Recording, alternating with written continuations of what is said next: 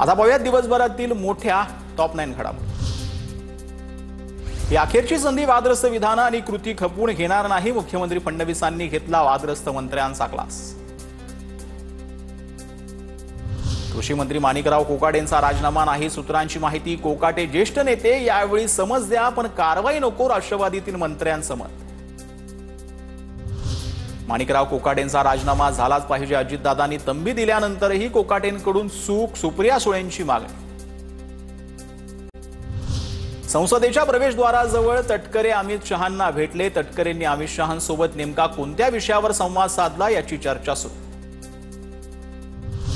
येत्या काळात तटकरे भाजपामधून खासदारकी लढवणार, तटकरे राष्ट्रवादीतला गट सोबत घेऊन जातील, रोहित पवारांची प्रतिक्रिया। तर शिंदे आणि दादांचा पक्ष भविष्यात भाजपात विलीन होईल, संजय राऊतांचा दावा।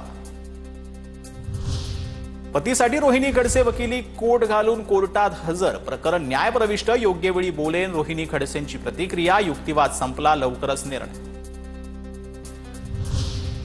रेव पार्टी म्हणून माझ्या कुटुंबाला बदनाम करण्याचा डाव, कौटुंबिक फोटो व्हायरल करण्याचा पोलिसांना अधिकार नाही, पुणे पोलिसांविरोधात अब्रू नुकसानीचा दावा करणार, एकनाथ खडसेंचा इशारा।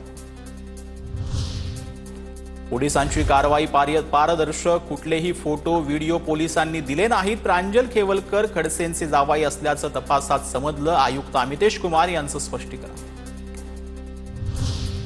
माझ्यावर पोलिसांची पाळत, माझ्या पत्रकार परिषदेमध्ये पोलीस आले होते, सिव्हिल ड्रेसमधील पोलिसांचा व्हिडिओ दाखवत खडसेंचा दावा।